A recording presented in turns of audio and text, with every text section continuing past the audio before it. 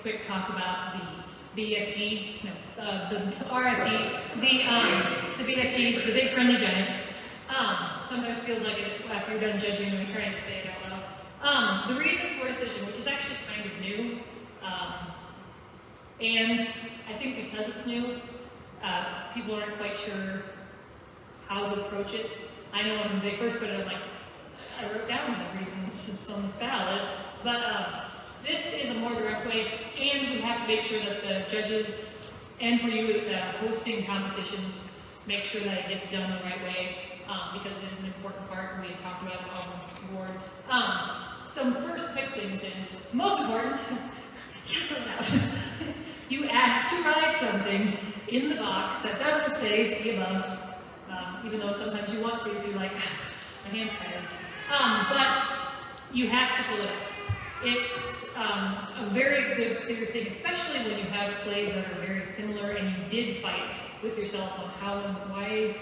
I love them both. Who do I give first and second to? Those are actually really good for plays and directors to understand. I approach it as, I want to put at least 2, possibly 3 very specific reasons why, especially if they're tight, that this play maybe took over that other play. Something very simple, insights that could be say transitional elements during play cause the drag in the tempo. You need more practice and polish to help make the production flow more smoothly. If I read that, I'm like, all right, I got you. I know what you're talking about. Or if you want to do even positive, because they need a reason that you got maybe second over the third place play, or first over the second place play. Something performers excelled in the use of the entire stage area and the physical interaction to create a interaction to create a dynamic and engaging production. It's not hard, but they need to know why. Especially if you haven't got to districts and you really want to know, and I am competing against a play that I just went against today. What do I need to do? Why? What is it that I'm doing that isn't as strong as the play that beat us, even by a point or by just your preference? What is it that you're looking for? We're going to take a little bit, you guys, with the groups around you. We've all had those scripts or those ballots that you've done the directing that have something that just drove you nuts that they wrote. And I think sharing those things like, hey, I know that I write this, but I've had this one time this judge always wrote these things that just drives me nuts. I think learning from other people about what they like to hear, how they need to see it, what I can write for them to understand the better way to do it helps me. I know when I first started judging, because there's younger judges here, and even Tyler was saying, he's like, I don't know what it is they want me to put down. I've never actually done it yet. And he's, as young kids go, pretty darn in-depth into doing it already, because he's been so engrossed in it, but some people aren't. So for the next couple minutes, we'll give you a couple minutes with your groups.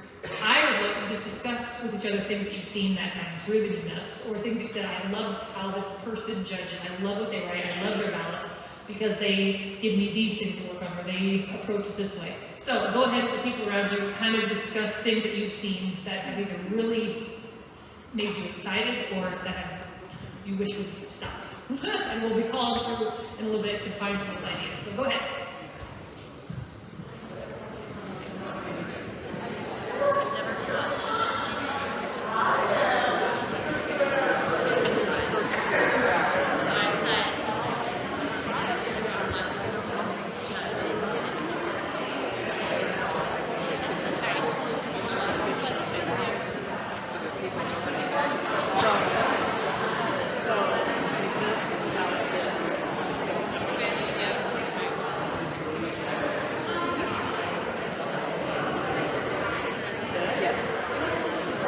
Towards the bottom of that.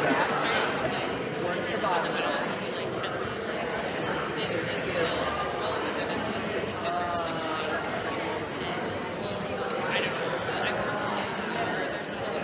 Just a reason for the decision and look by.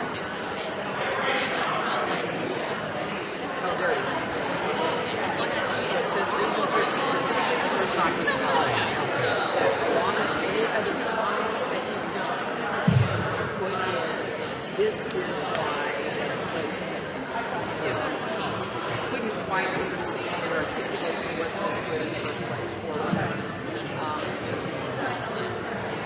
case you don't know, you can never tie in ratings. There is a first place and a second place, but you can tie in ratings. And sometimes because they're everything is really good both sides, but your lighting was a little bit worse, but their costumes were a little bit worse. So you both end up with 49 points. You still have to decide. There has to be something that gets the sale for it. And that's what she's talking about.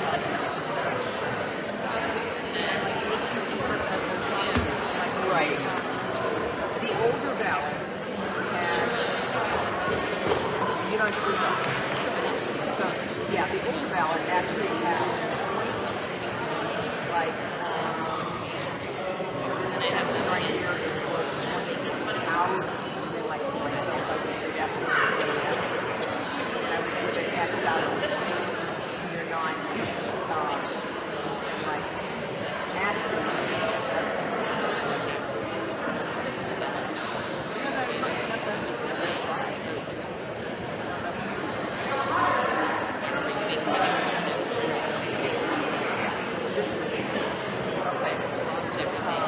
Production. So it's divided into two main parts, acting and production.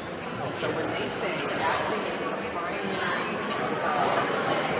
it is technically worth 40 points or 50 points. And this is what it says, the whole ballot. So that's why all of this counts. Because some schools don't have money for costumes. So that's why this is and then it gives you, you can go through and answer something. Sometimes I'll just say, all right, the question is, was the rate of speaking too fast or too slow? I might just say next to that, perfect, that's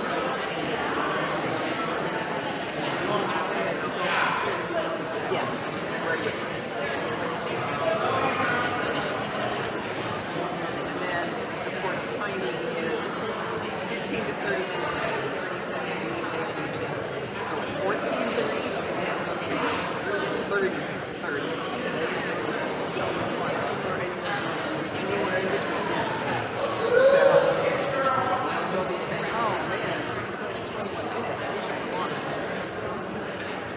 5 minutes of attention and I craft for those 21 minutes.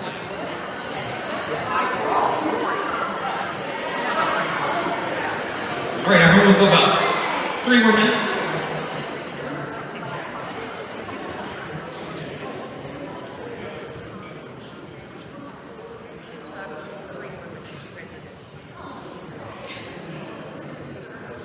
Keep count. Not drink.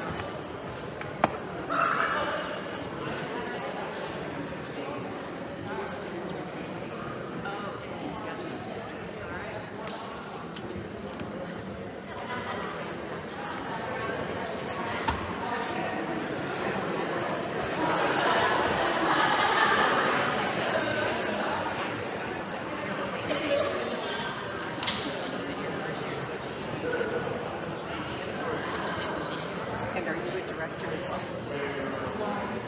Going to be coach another person. Okay. So keep a ballot and a rubric as you direct, so you know.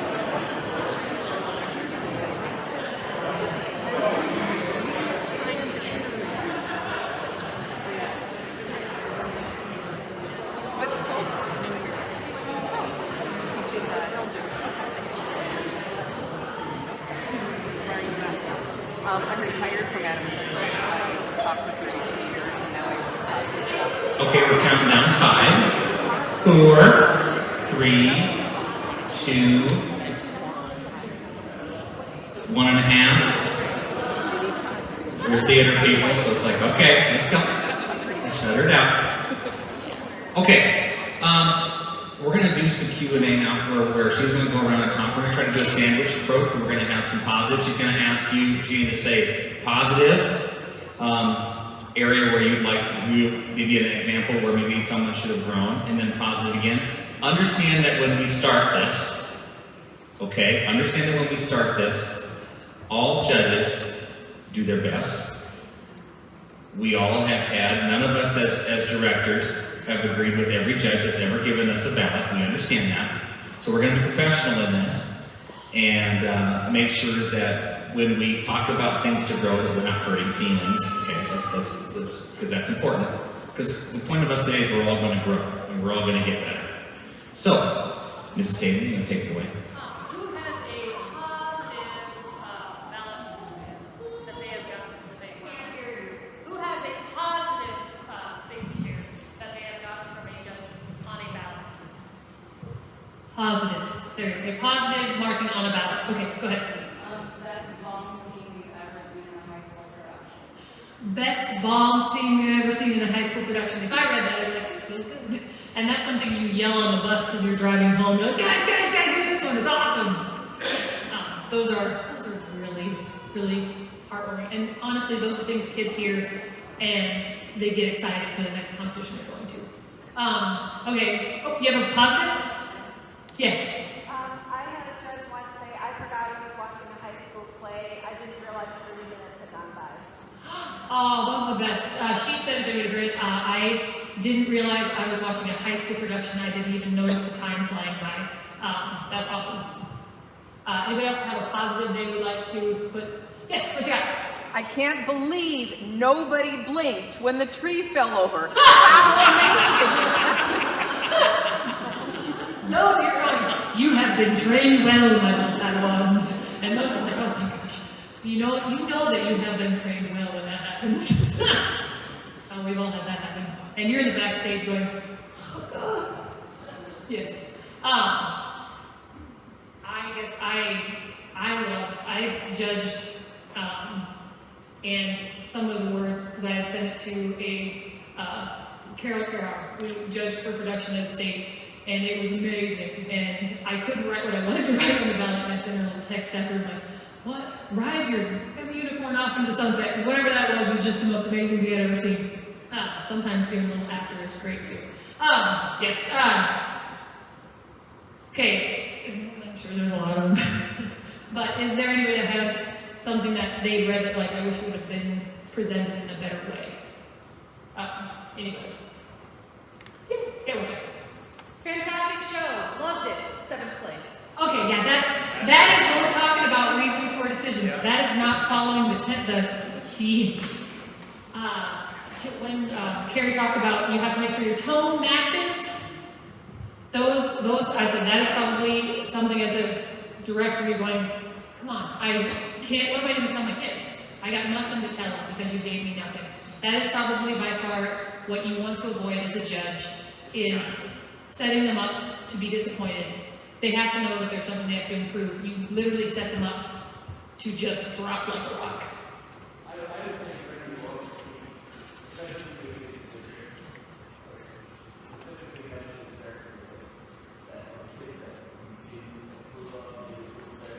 Yes. Yes.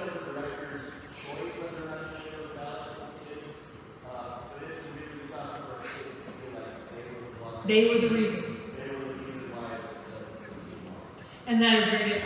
Mr. Johnson said, if you didn't hear him, he said, be careful putting specific children when you're doing oral critique as ones that you, well, let's say harp on or say that you did this wrong, you did this wrong, you did this wrong.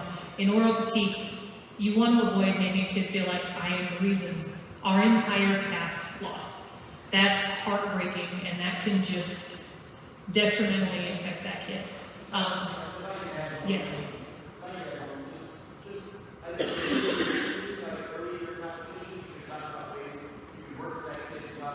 Yep. Mm-hmm. Yes. Yes. Yep. And like when Carrie's, yes, when Carrie stated that on page you have like a section for kids and coaches to the side, that's a good thing on the judge's ballot.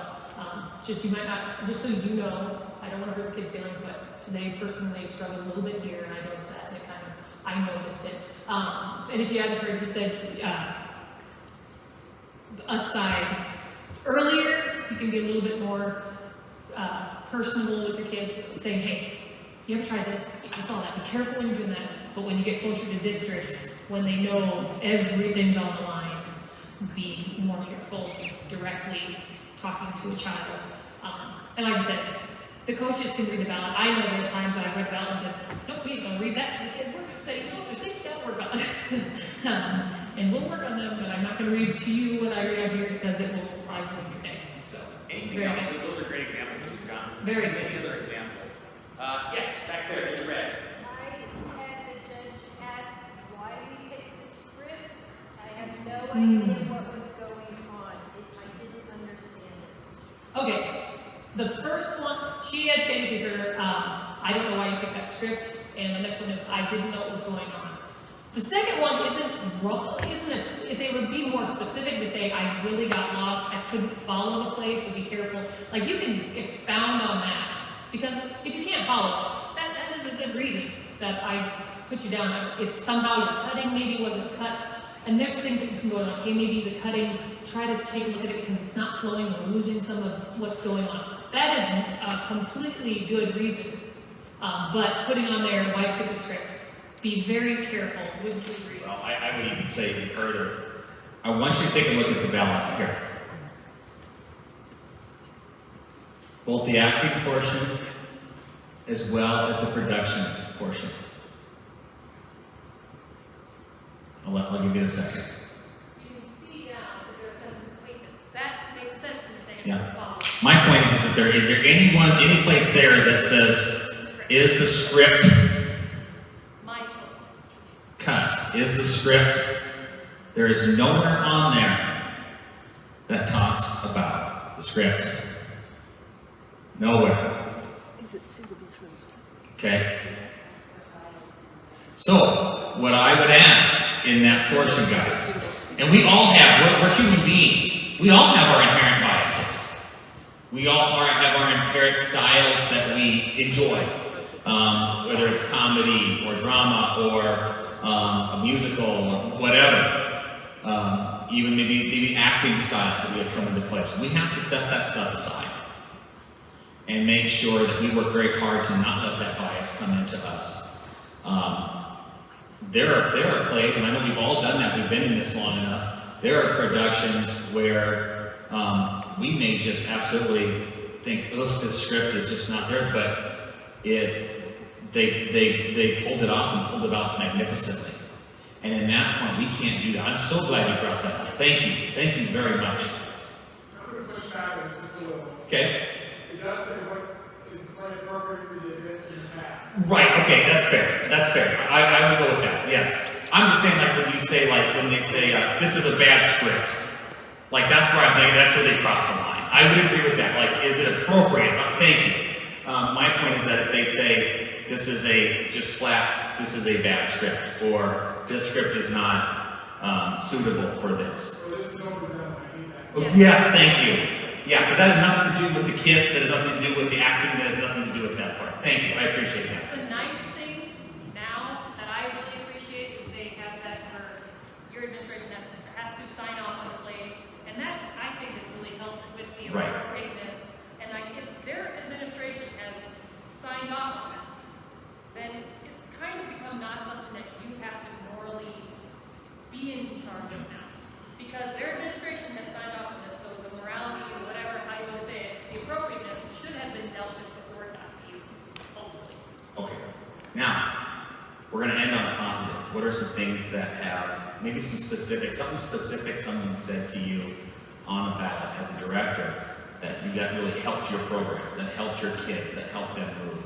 Maybe even it was a helpful critique. Yes? I like it when the judges will actually put, like in the boys column, out of 10 points, you got 8 points. Okay. Or in the characterization, they put, like, how many of the points, so I know what area in that acting part I need to concentrate the most on. And Okay. then you go down to the production. Was the staging right? Well, I only got 2 points out of 10. That makes me know that I have to work in that area more. Okay. Break it down for me. I actually, it was one of my first years coaching, and I didn't know how to do a proper stage slap to teach my kids. And the judge took the time out of our oral critique to teach my kids how to do a proper stage slap, so they could take it on to the next performance. Yes, Bill. Something that was discussed here that we do, and I'm not very good at, but is we time stamp it. You know, and the judges are at about 10 minutes, 30 seconds, and the moves felt here, but there is more energy in this area. Or I like the staging, the pictures here. You know, with like time stamping it, so it's like half an hour because there's a moment. Or giving it like a really good clear during this specific scene. She was saying that she really loves the judges.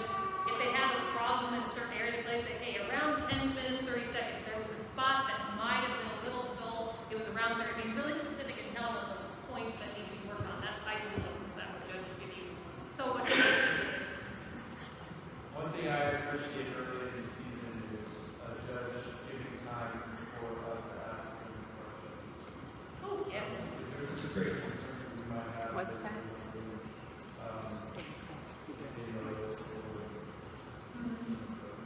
I do love that. Because I think it really, if you have a question, like, can you just give me a little.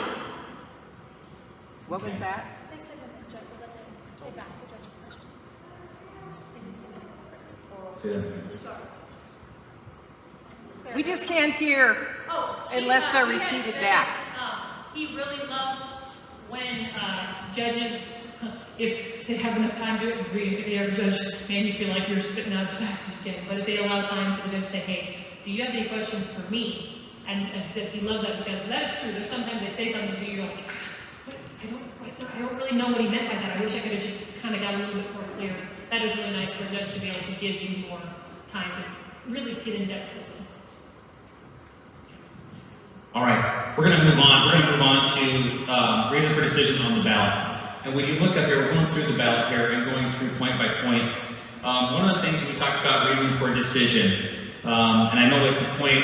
Those of you that were on the rules meeting with us, we spent a lot of time on RFD, on reason for decision, and we did it for a purpose because I think it's a point where it was put in for a purpose, and I think a lot of our judges are doing a great job in utilizing reason for decision, utilizing it accurately, but I do think we have some things that have caused some confusion in terms of what we put in that ballot. Like was stated before, where it says great production and then, or fabulous production and then 7th place, out of 8 teams. One of the things that we talked about that going through in terms of vocal, you put that reason for decision. Sheila made a good point of adding 1, 2, 3 things, making sure that those reasons for decision reflect the ballot itself. Don't put arrows. Okay, there's nothing more annoying than seeing an arrow point from that RFD. That's something that we're really pushing. I know in speech they're pushing that hard. Am I correct in saying that we're trying to make sure that we have a ballot point in RFD? And that's the same thing here. Making sure that what we say is concise, not just something like I said earlier, something very blunt. When you talk about the acting and the production portions, when you talk about vocals, making sure that we say, I love the idea, like Carrie said, about time stamping, at 10:25 to 12 minutes, the tempo really dropped. It dropped because there was a lack of physical responsiveness in those areas. And you can summarize that, making sure that's concise enough so, like you said, those people can take that and go, oh, okay. Even if they disagree, they can accept that fact and they can move with that. When we go into production, the stagings, the overall effects, I would be careful with overall effects, making sure that it just says, hey, just didn't move me. We got that once, just didn't move me. Okay, one of the things that I think that there's always something, another reason. There's some acting portions in their overall effectiveness. So if you write based on overall effectiveness, and there are instances, for example, you might have 2 60s and one just, you have to break the tie. That happens. Okay, as directors, we can live with that. We can absolutely live with that. But I would be very careful on the overall effectiveness portion, making sure that if you're writing an RFD reason for decision based on the overall effectiveness, both in acting as well as production, that there's another portion that hits the other parts, the vocal characterization. ensemble work, timing, your staging, if there's lights that are missing. Also, though, be careful with that. Once again, if it's beyond their control, you have to be careful with that as well. Okay, and we know that as judges, we've taken the test, we get that, so we're not going to drive too deep in that. But making sure that that RFD reflects what is in those portions. Also, once again, what we said earlier, make sure that your reason for decision correlates to your rank and your rating. Okay? For example, for RFD, if you have, if you say, both great plays, tough choice, and one person has a first and a 60, and the second place has a second and a 54. Okay? Rating points are often seen by directors, and that's not technically in the manual, but it is what it is. It's seen by directors as a separation of those plays, those productions. Okay, so make sure that you write something specific. Now, if they're tied, if they're both 60s or both 59s, then there is something to that. And you can be honest with them and say, hey, just a choice. Both had things that were wonderful. It was just a tough choice. But make sure that that your rankings and your ratings correlate to your reason for decision. Does that make sense, everyone? Okay. Because that will leave a lot of confusion, and will leave some people just wondering, hey, what's my next step? And that feeling, we've all been there as a director, where you just go, I don't know what this person wants. I don't know how to improve my program, or how to improve this piece and get better. Because it just doesn't correlate correctly. It doesn't correlate right. What they said and what they ranked don't correlate, and what they rate don't correlate. Okay? When we talk about vocal characterization, ensemble, timing, overall effectiveness, remember, and this is kind of 101, judging 101, 50 points for acting, 10 points for production. There's nowhere in the judging thing that says you have to rate points based on each one. You can if you want. We're just in the RFD portion. Make sure that your biggest reasons, though, hit that RFD. The most, because the RFD is reserved for your most poignant parts of your ballot, that if you wrote nothing else in your ballot, absolutely nothing else in your ballot, they can look at that RFD and know if that makes sense. They know that we did this well, we need to get better at this. Or they have two things, like, okay, we need to get this and this, but hey, we hit okay here. So you have to think as a judge in that RFD, if I'm not allowed to write anything else, all I get is that little box. How can I convey my decision, what I did in that little box? So, how do you convey it? You are concise, without being rude. You are specific, and I do agree with Mr. Johnson. I love that statement. You can write something on actors. That's still the judge's decision, or the director's decision on whether they share that or not. Because at some point you kind of got to be specific enough to say, hey, this part needed some help, or this part needed some help. I'm not against that. Be understanding in your head. Also, as a judge, do it in as nice a way as possible. Because if that director does decide to show it, make sure that you are in a way where you can help that person. You're not becoming a detriment to somebody. Ms. Stacey, anything else that you want to talk about with RFD? I said, education-wise, it's the same. Make sure that you are, maybe it is a kid who just is so much lower, give them a couple things they didn't know, if you were going to put something negative. Just so they know and then it's all, like I said, this is all about kids. Yeah.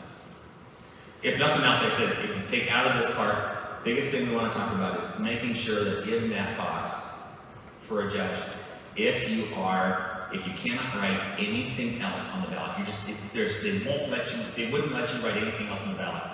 How can I convey my thoughts on ranking and rating in that little box? Yes. Okay. Is it fair to consider a little bit like Mr. Ranking and saying, you were good, you were third, first and second offer, more cohesiveness, more better characterization throughout. Yeah. Second place did this, and that's why you were third. Yeah. I mean, that's really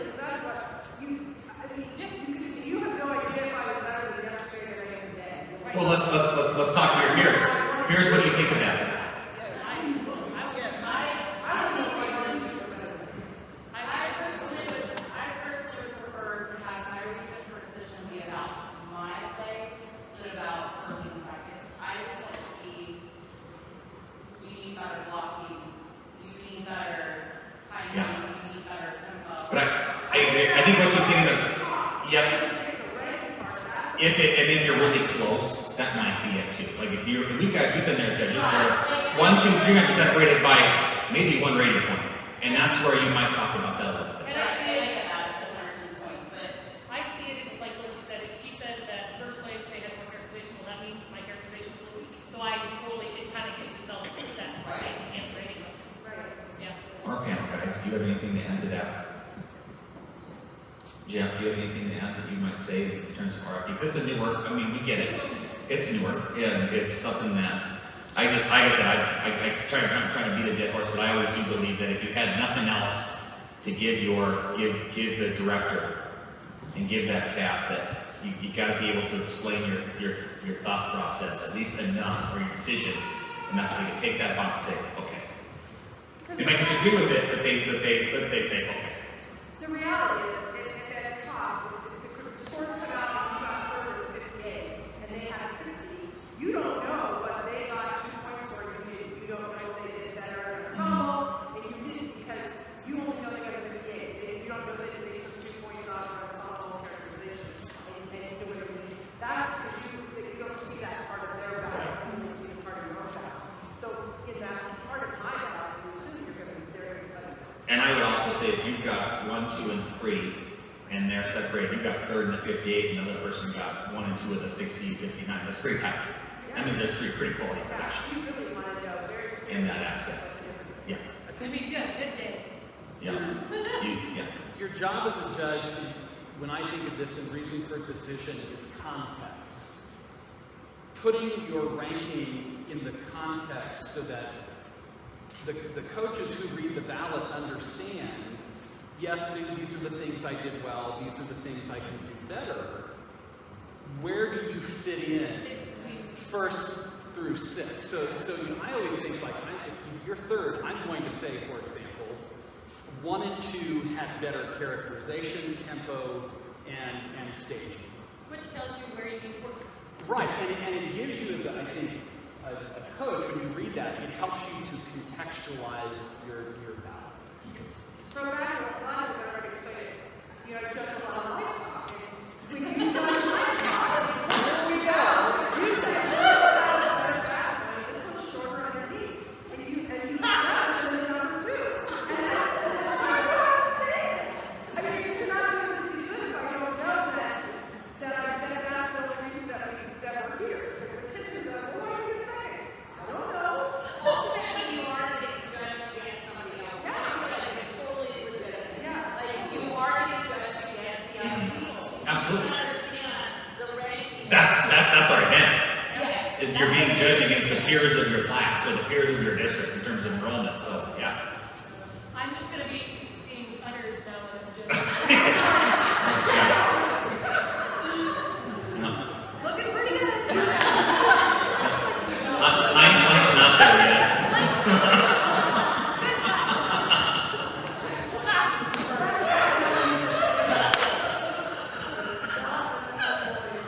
Well, that was a fun talk on RFD, everybody.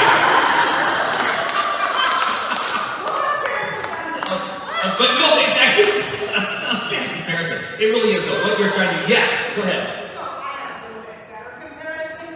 So it's kind of like, this is not America's Got Talent. We don't have all 3 judges. We're not giving a oral rating to them. So this is the way that you've got to get to them. Okay, so you get your oral, you can't say, well, I'm going to give you a 48 and a 3 when you're in there. So this is your way of oral ranking and rating. So just look at it in that way that they want to know, and you're going to put them over somebody else, what the reasoning on. No, that's great. And A little bit better than this. I love this discussion because we're talking about our peers here. We're figuring out, okay, this is a newer event, how our newer part of the ballot How do we as directors want to see that? And I really do believe that a lot of our directors, because I do think that there is a competitive aspect to this, we can talk about it, but there's a competitive aspect. And it's a nice way to say that if, that's a good way to be compared. So, okay, this is what this group did, this is the reason that either we beat them, or we were ranked higher than them, or we were ranked lower than them. It's fair. All right.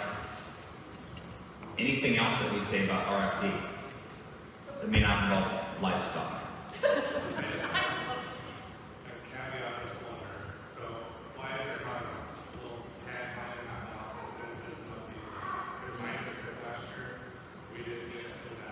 Well, I tell you what, you're not wrong in that. I know we've talked about that in our rules. I mean, I don't know if we've some of you guys that were on the rules. Karen, if you want to kind of speak up on that.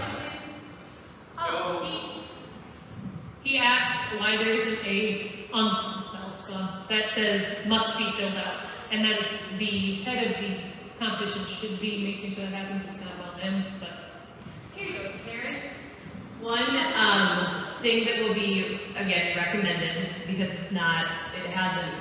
we don't have that language currently, but one thing that will be recommended in the rules meeting as well as in the manual would be that a tab room at a play production competition during regular season, districts or state, does not accept the ballots until that reason for decision is filled out. And so with that, it doesn't even take like too long to do. I mean, it's what, 10, 15 minutes extra maybe. And so doing that will ensure, or at least be one step in hopefully ensuring that everyone gets an RFD on their ballot.